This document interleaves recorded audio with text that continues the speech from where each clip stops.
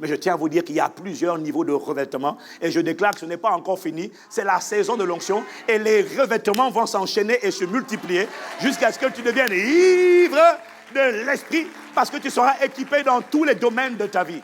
Faire le bien, détruire les œuvres du diable, exige l'onction, c'est-à-dire le revêtement. Voilà pourquoi, en lisant la Bible, il n'y a pas une seule trace de Jésus ayant chassé un démon avant que le Saint-Esprit ne soit descendu sur lui. Et premièrement, à cet instant, quand le Saint-Esprit l'enveloppe, il est reconnu mature, donc apte à travailler avec Dieu. Deuxièmement, il est reconnu comme fils. Voilà pourquoi le Père a dit, tu es mon fils bien-aimé en qui j'ai mis toute mon affection. Ça n'apparaît pas avant cela. Est-ce que quelqu'un me suit? Il a démontré l'aptitude à être gouverné par l'Esprit. Et le troisième verdict, c'est qu'il a été revêtu de la puissance du Saint-Esprit. Mais je tiens encore à vous faire remarquer l'ordre divin. Dieu a d'abord voulu qu'il soit rempli, la maturité, avant qu'il ne soit revêtu. Certains parlent de l'onction intérieure et de l'onction extérieure. C'est pour ça que dans Acte 10, verset 39, on a vu, il était oint de Saint-Esprit et de puissance. J'ai dit, à force de fréquenter quelqu'un qui est oint, à force de servir quelqu'un qui est oint, tu vas capter son onction même si tu n'as pas capté son cœur. Mais le pasteur Mohamed avait dit, en fait, c'est une onction qui a été usurpée. Elle n'est pas authentique. Parce que la véritable onction commence à l'intérieur et se déploie à l'extérieur. C'est le débordement. Je prie que toi et moi, nous soyons des gens remplis et revêtus. Au nom de Jésus. C'est l'ordre de Dieu. Chaque vendredi de prière spéciale, des nouveaux jours seront détruits. Tant que nous sommes dans la saison, garde espoir. La saison ne passera pas avant que tous tes jours ne soient détruits. Aucun ne restera. Garde espoir. Si ça continue de tourner, dis calme-toi. Ce n'est qu'une question de temps, tu passeras. L'onction le fera. L'onction est un revêtement. En fait, l'onction, c'est comme une armure. C'est ça que j'ai entendu. C'est comme une armure donnée à chaque enfant de Dieu lorsque le Saint-Esprit vient sur lui. L'onction est comme une tenue militaire dont il est revêtu. Sauf qu'à l'époque, les tenues militaires, c'était l'armure. Ça veut dire quoi? Ça veut dire que lorsque le Saint-Esprit descend sur toi, lorsque tu expérimentes ta Pentecôte personnelle, ça veut dire que le jour où tu expérimentes la descente du Saint-Esprit sur ta vie, ce jour-là, sans que tu ne le saches en réalité, en fait, tu es revêtu d'une armure. C'est cette armure qui te revêt comme d'un uniforme. Ça veut dire que le jour où le Saint-Esprit est descendu sur toi, sans que tu ne le saches, un bouclier a été collé. Une cuirasse a été positionnée sur toi. Des chaussures du zèle, une ceinture de la vérité. Un casque a été mis sur ton homme intérieur. Un bouclier de la foi et une épée a été mise dans la main de ton homme intérieur. Le jour où le Saint-Esprit est descendu sur toi, il t'a revêtu d'un habit. Le minimum, c'est dans ta maison au moins, tu ne laisses pas n'importe qui venir faire n'importe quoi. Quand tu as l'armement, même un volant ne vient pas chez toi quand il sait que tu es un militaire. Si c'est vrai, dis amen. S'il sait que tu es militaire, il sait que tu es armé. Il ne rentre pas chez toi. Il a peur. Il va aller chez des civils. Quand tu as l'onction, tu ne peux pas laisser n'importe qui rentrer dans ton foyer, dans ton mariage, dans ton travail, dans tes finances, et puis mettre le désordre. Non! Peut-être que tu n'as pas une autorité qui va au-delà, mais au moins dans ta maison, tu ne laisses pas l'ennemi faire ce qu'il a envie de faire. Tu dis ici, là, tu viens chez moi, j'ai l'épée de l'esprit. C'est plus puissant que le Magnum 357. Le Magnum ne taille pas en pièces. Le Magnum tire une balle. L'épée de l'esprit taille comme une tranche de saucisse. Je te taille. Mais je vois une génération monter avec un niveau d'autorité déployé dans toute la francophonie et au-delà de la francophonie. Et face à l'onction, il y a 3 attitudes que l'Église a. Il y a 3 attitudes. La première attitude, c'est l'attitude de ceux qui ne désirent pas créer un impact. Ils ne désirent pas opérer, travailler avec Dieu. En fait, ils ne sont pas dérangés par le manque d'impact ou d'efficacité. Il s'agit des personnes qui ont oublié la grande commission, qui ont oublié le mandat de aller, ou qui n'en font aucun cas.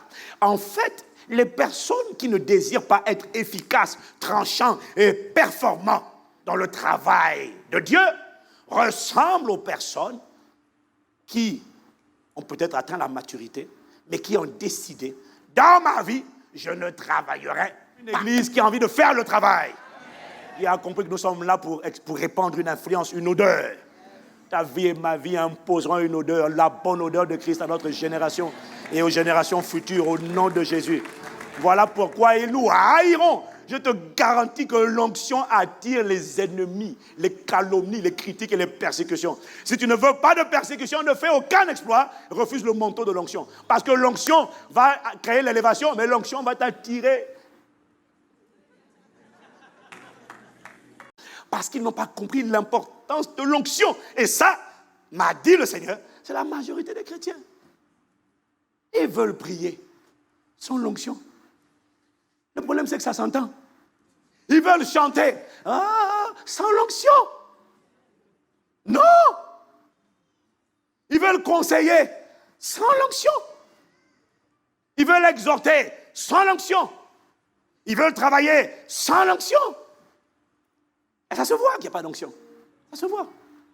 Quand il y a l'onction, il y a une présence qui te saisit, qui t'enveloppe.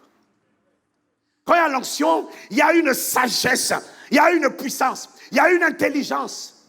Quand il y a l'onction, tu es en train de parler avec une personne, et des fois tu parles avec des gens, ils te mentent.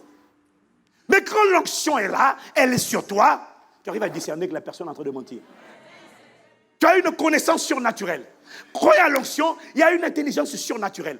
En 2 clics, 3 mouvements, juste une parole. Tu viens de répondre à une question qu'elle se pose depuis 1950.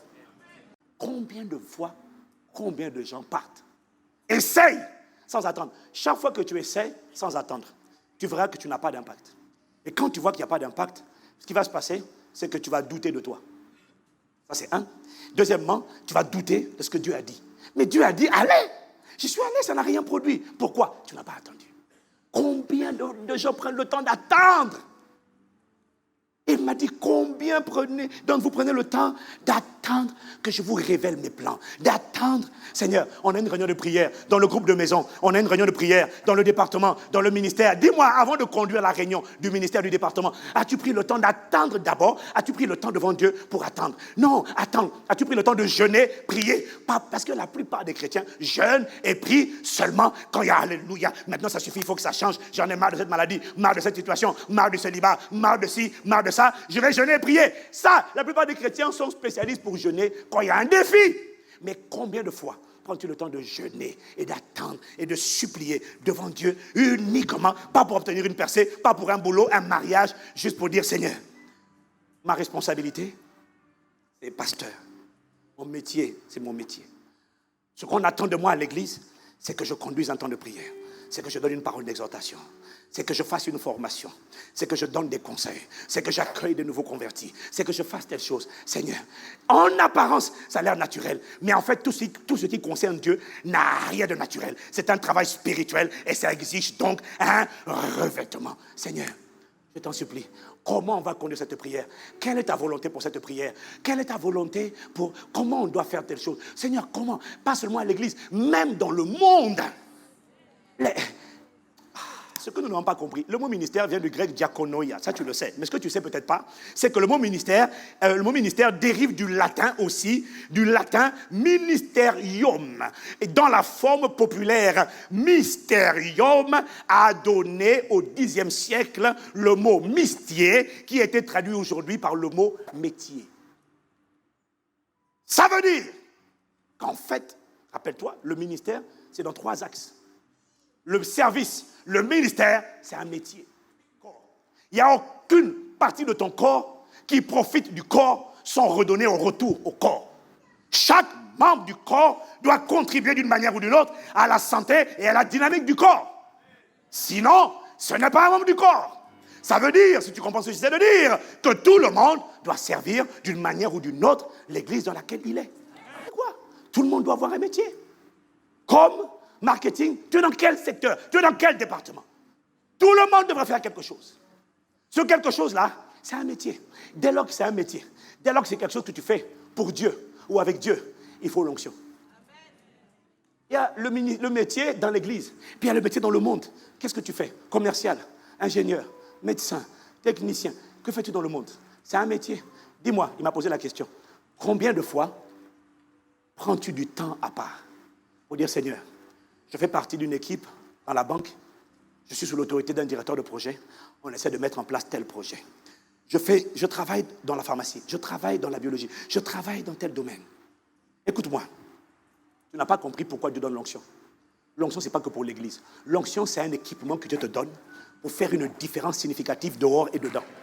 Parce que, écoute-moi, tant qu'on ne voit pas une démarcation, une distinction entre toi et les autres, il n'y a pas d'exploit. Tant qu'il n'y a pas de démarcation, il n'y a pas d'exploit. Tant qu'il n'y a pas d'exploit, il n'y a pas d'émerveillement. Tant qu'il n'y a pas d'émerveillement, on ne te pose pas de questions. On passe à côté de toi, on te dame dessus. Pourquoi veux-tu qu'on s'arrête sur toi? Mais il m'a dit, combien d'entre vous, tu fais quoi? Tu es technicien, tu es ingénieur, tu dois développer un programme. Combien de fois es-tu allé dans la présence de Dieu? Juste pour dire, Seigneur, pour ce travail, on me demande dans l'entreprise. Onction de Dieu, je m'attends. Moi, tu m'as sorti des affaires. Si tu m'as mis dans cette affaire-là, moi, je te dis, je ne serai pas quelqu'un d'ordinaire. L'ordinaire n'est pas ma portion. L'ordinaire n'est pas mon héritage. Alors, si tu me mets là, Saint-Esprit, allons-y, mais allons sérieux, allons en consistance, allons en impact. Chaque fois que j'ouvrirai la bouche, permets qu'un feu sorte de ma bouche par le Saint-Esprit et qu'un impact significatif soit effectué dans les cœurs des hommes, que les cœurs et non les vêtements, Saint-Esprit, soient déchirés. Ne me laisse pas quelqu'un qui vient, qui fait des discours politiciens qui n'ont aucun impact, qui ne suscitent pas l'émerveillement, l'admiration. Non, pas l'admiration envers moi, mais l'admiration envers le résident qui est en moi. Tu n'as aucune idée du nombre de personnes qui peuvent venir, qui sont chargées, qui ont des mauvaises pensées. Et il faut des gens ouin. Mon ami, des anciens occultistes convertis maintenant à Jésus, des personnes qui pratiquaient la sorcellerie, ont confessé qu'elles se déguisaient en cafard ou en insecte pour faire saboter la sono. Demandez au pasteur Yves, ça s'est produit à Brazzaville. Quand le Saint-Esprit les a attrapées, elles ont reconnu que des fois elles se déguisaient. On ne comprend pas, c'est mystique, je ne peux pas t'expliquer comment. Je dis que je ne connais pas ces choses, elles ne m'intéressent pas. Je te donne juste le témoignage. Onction de Dieu, accorde-moi la grâce de te chercher jusqu'à te trouver. C'est pour ça, et c'est pour l'onction que Jésus a dit, demandez et vous recevrez. Cherchez. Parlez de l'onction. 1, ceux qui ne veulent pas travailler. 2, ceux qui veulent travailler avec l'onction. 3e, mauvaise attitude, c'est ceux qui ont compris que l'onction fait la différence. Mais ils ont limité l'onction uniquement à la puissance. Et donc, le seul mot qu'ils ont dans la bouche, quand ils entendent parler d'onction, c'est power. Et le Saint-Esprit m'a dit de vous préciser que le mot onction ne signifie pas puissance. Le mot onction signifie Saint-Esprit ou Esprit du Seigneur. On posera sur lui. L'Esprit du Seigneur, ça veut dire l'Esprit de souveraineté, celui qui donne la domination, celui qui donne la maîtrise, l'emprise, le gouvernement. Quand l'onction vient, il vient pour te préparer pour la souveraineté, la royauté, l'Esprit du Seigneur. Dans Seigneur, il y a Seigneurie. Dis-moi Amen. Mais il ne s'arrête pas là. Il dit, virgule, esprit de sagesse et de discernement. Ou encore esprit de sagesse et d'intelligence. Esprit de conseil et de puissance. Esprit de connaissance ou encore de révélation et de crainte de l'Éternel. Ne limite pas. Seigneur, me voici. Ne limite pas le Saint-Esprit à la puissance. Ici, il te dit, le Saint-Esprit est l'esprit de souveraineté, de seigneurie. Mais ce n'est pas tout. Il est l'esprit de sagesse.